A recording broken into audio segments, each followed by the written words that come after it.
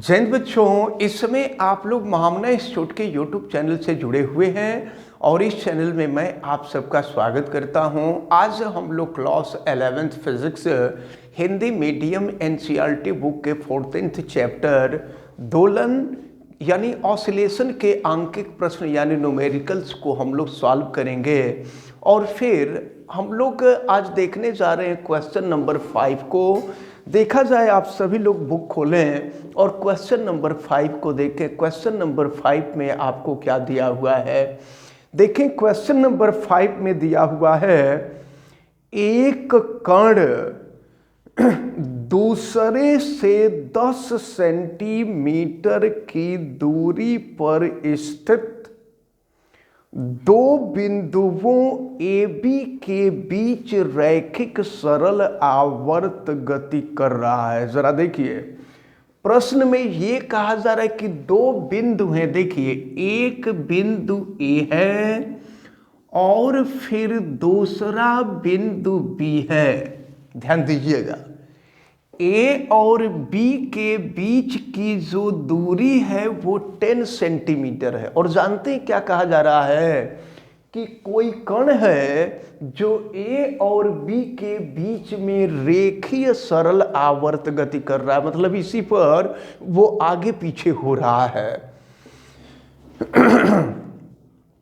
ए से बी की ओर दिशा को धनात्मक मानकर, देखिए, ए से बी की ओर इधर के तरफ दिशा को धनात्मक मानिए। ए से बी के तरफ दिशा को धनात्मक मानते हुए वेग, त्वरण तथा कण पर लगने वाले बल के चिन्ह ज्ञात कीजिए। अब जरा ध्यान पूर्वक देखें।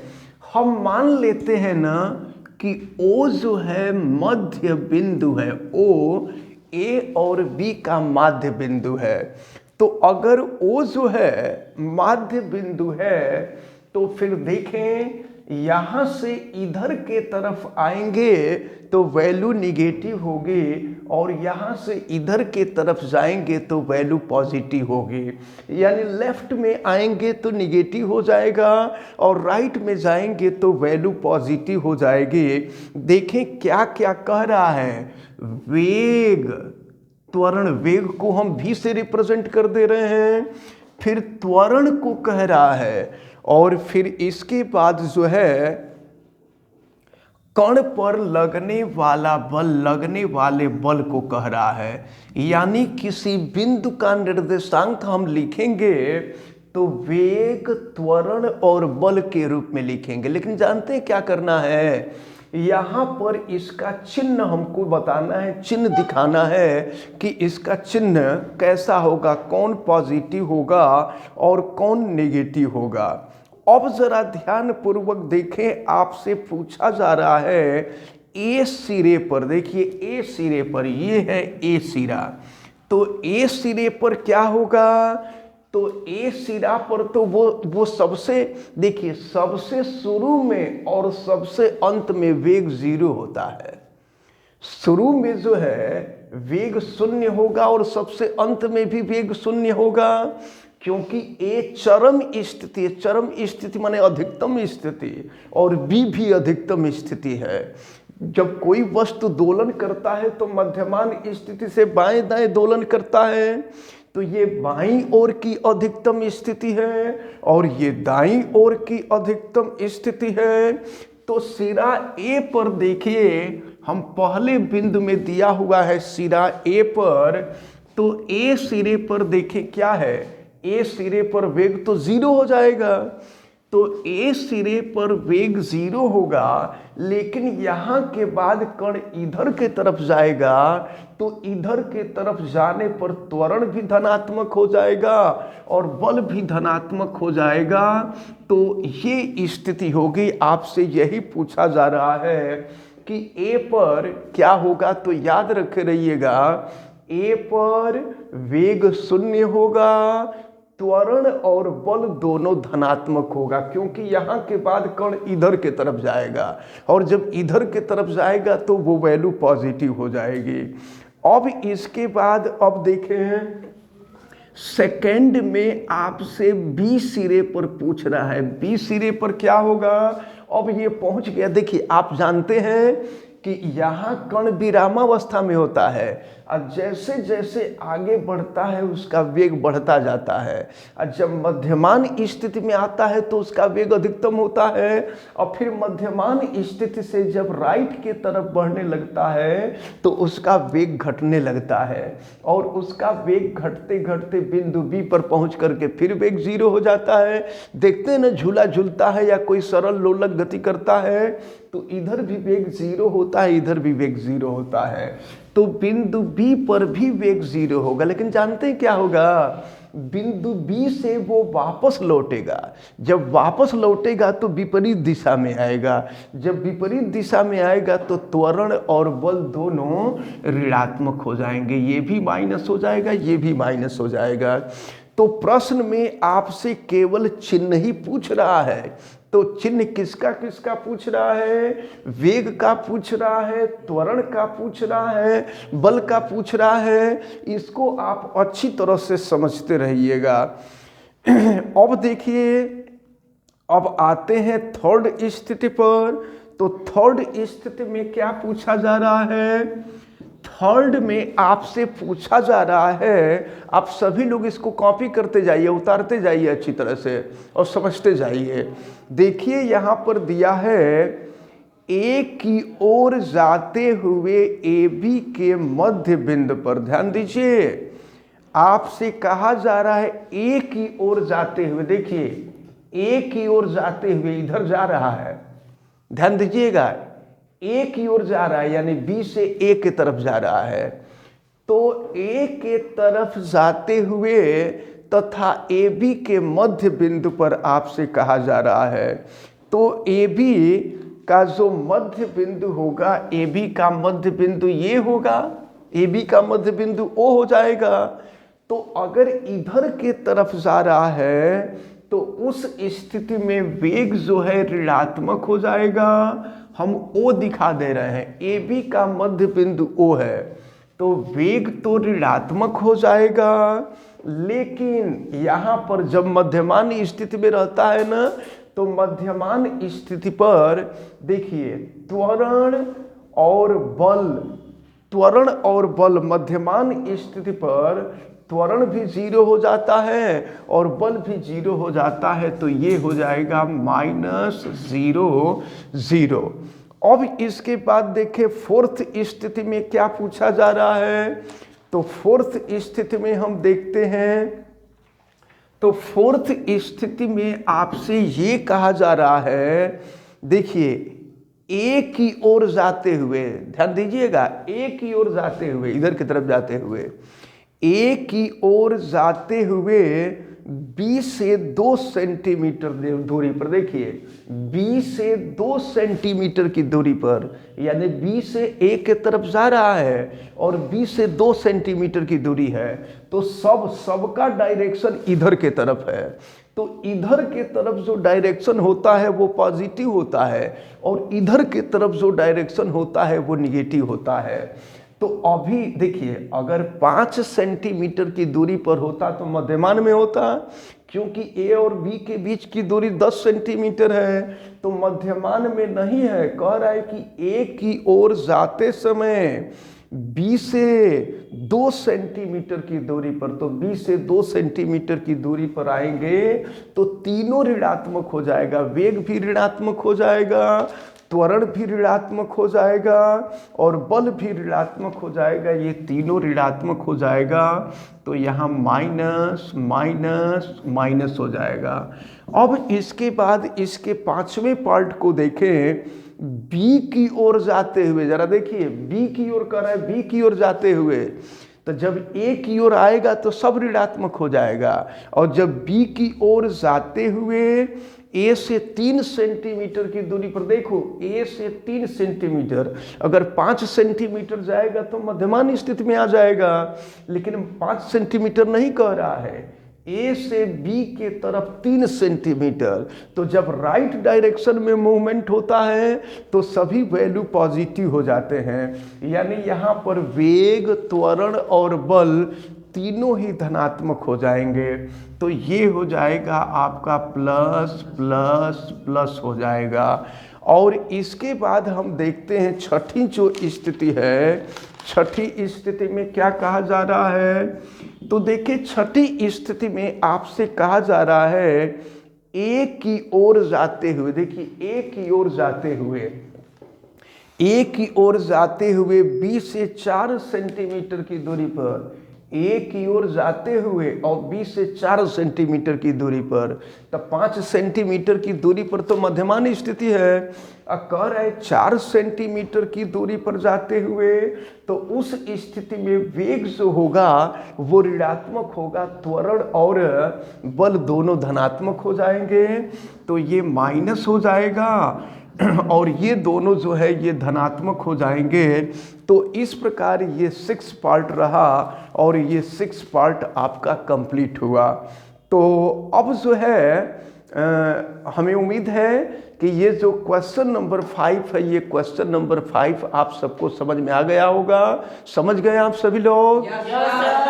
चलिए आगे बढ़ते हैं। अब हम आएंगे क्वेश्चन नंबर 6 पर, इसको हम इरेज कर देते हैं और क्वेश्चन नंबर 6 पर आते हैं। देखते हैं क्वेश्चन नंबर 6 में क्या दिया हुआ है। देखिए क्वेश्चन नंबर 6 में दिया हुआ है, नीचे दिए गए किसी कण के त्वरण, बुक खोले रहिएगा, बुक खोल करके देखिएगा, नीचे दिए गए किसी कण के त्वरण अल्फा, कण का त्वरण जो होता है, ये क्वेश्चन नंबर 6 है, कण का त्वरण अल्फा तथा विस्थापन यक्स के बीच संबंधों में से कौन सरल आवर्त गति से संबंधित है। तो आप जानते हैं सरल आवर्त गति करता हुआ कण का त्वरण alpha equal to minus omega square y होता है। सरल आवर्त गति करते हुए कण का त्वरण तो अल्फा है, तो सरल आवर्त गति करते हुए कण का त्वरण अल्फा, भले ए दिया है वो ए नहीं अल्फा है, देखने में ए जैसा लग रहा है। तो सरल आवर्त गति करते हुए कण का त्वरण alpha equal to minus omega square y होता है, लेकिन यहाँ पर विस्थापन वाई नहीं बल्कि यक्स दिया हुआ है। तो आपसे पूछ रहा है कि कौन सरल आवर्त गति से संबंधित है। तो देखिए पहले वाले में दिया है alpha is equal to 0.7 x. देखिए जो इस तरह का होगा समीकरण वही सरल आवर्त गति को निरूपित करेगा। इसका मतलब कि पहला इस तरह का नहीं है, यहाँ माइनस नहीं है, माइनस होना चाहिए, तो ये पहला गलत है। अब दूसरे पर अगर हम आवें तो दूसरे में आपको जो ऑप्शन दिया है वो alpha is equal to minus 200 x square दिया है। तो देखिए माइनस तो है लेकिन यहाँ पर यक्स का स्क्वायर दे दिया है, जबकि सूत्र में क्या होता है, यक्स होता है। इसका मतलब कि ये दूसरा वाला भी गलत दिया हुआ है। अब तीसरे वाले में देखें, थर्ड में देखें तो थर्ड में दिया है alpha is equal to minus 10 x. देखिए तो यह बिल्कुल इसी समीकरण के जैसा है, alpha equal to minus 10 x. तो ये थर्ड पार्ट आपका सही है। और फिर फोर्थ पार्ट पे आप आ जाएं तो फोर्थ पार्ट में दिया है ए इजकल टू 100 यक्स स्क्वायर। तो यहाँ पॉजिटिव नहीं होता है इसलिए ये नहीं हो पाएगा, ठीक ना।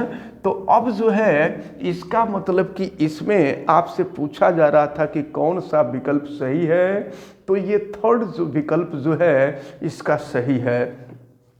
अब इसके बाद हम आएंगे क्वेश्चन नंबर 8 पर। क्वेश्चन नंबर 8 देखा जाए, क्वेश्चन नंबर 8 में क्या दिया हुआ है। क्वेश्चन नंबर 7 काफ़ी टफ नहीं है, इसको आप लोग चाहे तो अपने कर सकते हैं।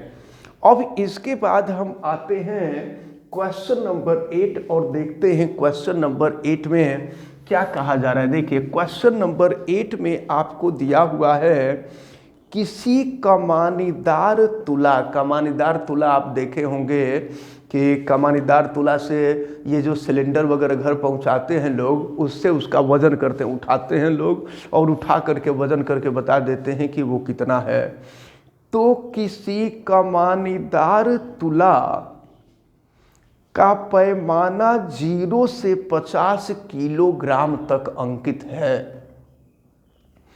तथा पैमाने की लंबाई 20 सेंटीमीटर है। पैमाने की लंबाई को अगर हम y से प्रदर्शित करें तो ये दिया हुआ है 20 सेंटीमीटर। सेंटीमीटर को मीटर में कन्वर्ट कर दिया जाए तो सेंटीमीटर को मीटर में कन्वर्ट करने के लिए हम 100 से भाग दे देंगे। जब 100 से भाग दे देंगे तो 0.20 मीटर हो जाएगा।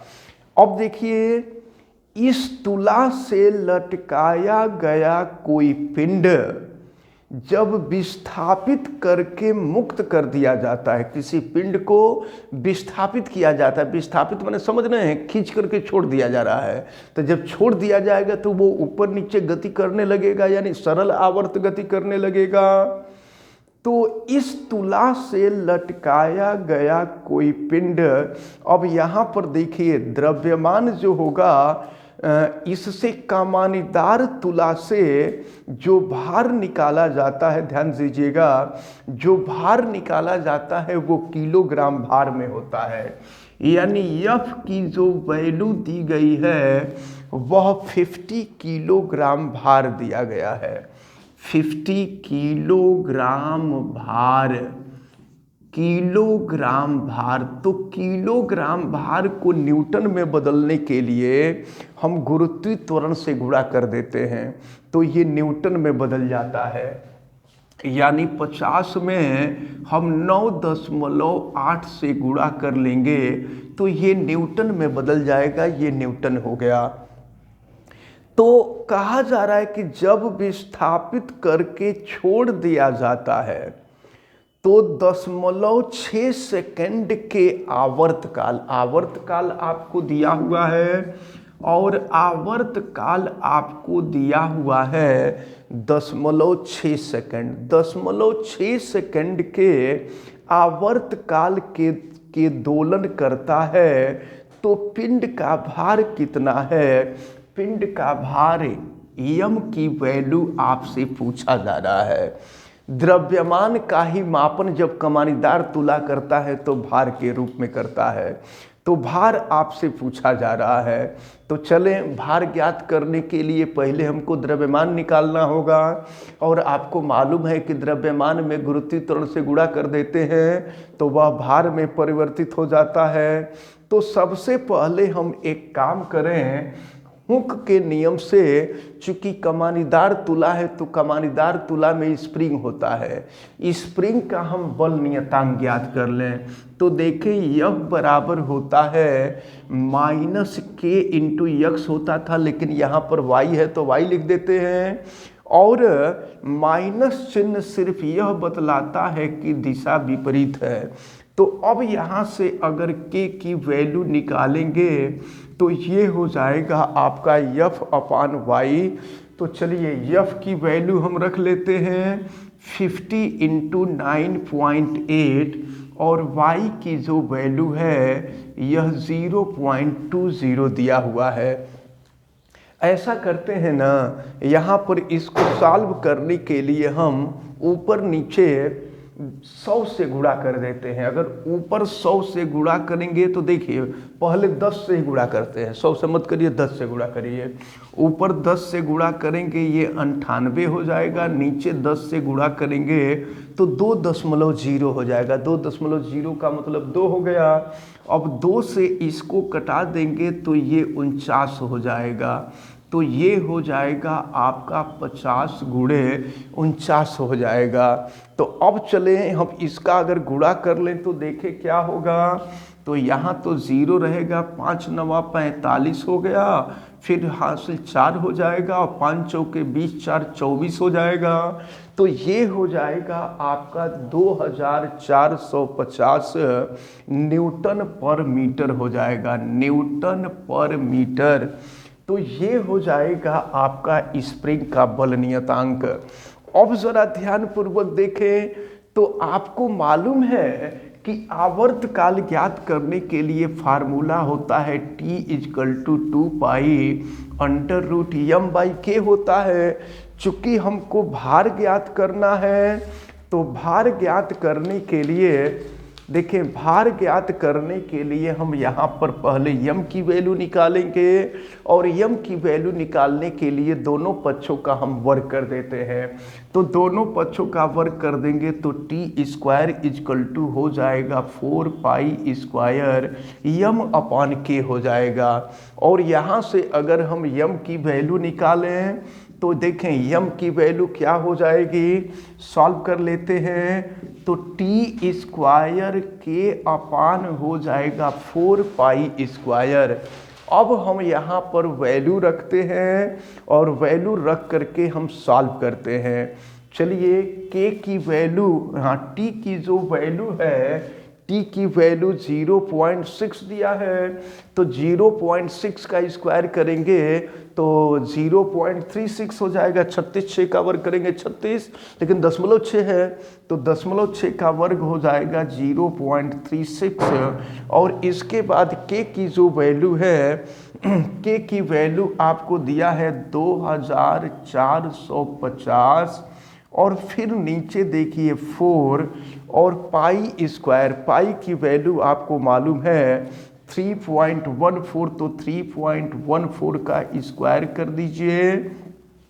अब देखें, अब हम ऊपर नीचे ऐसा करते हैं ना, देखिए अब ऊपर नीचे हम 100 से गुणा कर देते हैं। 100 से गुणा करेंगे ये 36 हो जाएगा, ये 314 हो जाएगा। और फिर 100 से गुणा कर लेंगे ऊपर नीचे तो ऊपर 100 से गुणा करेंगे 100 आएगा, फिर नीचे हो जाएगा 314। अब देखिए क्या करें, 4 से कटा देंगे तो ये 4 9 36 हो जाएगा, ये 9 हो गया। और फिर जो है अगर हम 2 से कटावें तो 2 से कटाएंगे तो देखो ये हो जाएगा आपका 157 होगा 2 से कटाएंगे तो, और 2 से इसको कटाएंगे तो 1 हो गया, 2 हो गया और ये 25, 1225 हो गया। अब फिर 2 से और कटा दीजिए तो 2 से इसको भी कटाएंगे तो 157 होगा और ये हो जाएगा आपका 50। फिर क्या हो जाएगा, यम = देखिए ये है आपका 1225 और ये देखिए 9 × 50 तो 9 × 5 = 45 हो जाएगा, 9 × 5 = 45 यानी 450 हो गया। और नीचे हो गया 157 × 157। अब इसको जब आप यहाँ सॉल्व कर लेंगे तो ये 22.36 किलोग्राम आएगा, 22.36 किलोग्राम ये द्रव्यमान हो गया। लेकिन आपसे द्रव्यमान नहीं, पिंड का भार पूछा जा रहा था। देखिए यहाँ हम निकाल देते हैं तो भार बराबर W बराबर m × g होता है। ये हो जाएगा m × g। m की वैल्यू हमने निकाला है 22.36 और g का मान आपको मालूम है 9.8, तो 9.8 का गुणा कर देंगे तो यह मान जो आएगा ये 219 न्यूटन के बराबर हो जाएगा। तो इस प्रकार जो है ये क्वेश्चन नंबर 8 आपका कंप्लीट होता है। और ये क्वेश्चन भी आप लोगों को समझ में आ गया अच्छी तरह से। हाँ, इसको अच्छी तरह से आप सभी लोग तैयार करते रहें और फिर जो और नेक्स्ट क्वेश्चन है उनको नेक्स्ट वीडियो में हम लोग देखेंगे। और इस प्रकार जितने लोग जो वीडियो देख रहे हैं, हमें उम्मीद है कि उन सबको अच्छी तरह से समझ में आया होगा। आप वीडियो को लाइक ज़रूर कीजिएगा और अगर आप चैनल पे नए हैं तो चैनल को सब्सक्राइब भी कर लीजिए, बेल आइकन को भी प्रेस करें। और अगर किसी प्रकार की कोई दिक्कत समझ में आती है तो हमें कमेंट करके बतावें और वीडियो को मैक्सिमम स्टूडेंट तक शेयर करें। आप सभी लोगों का बहुत बहुत धन्यवाद। जय हिंद।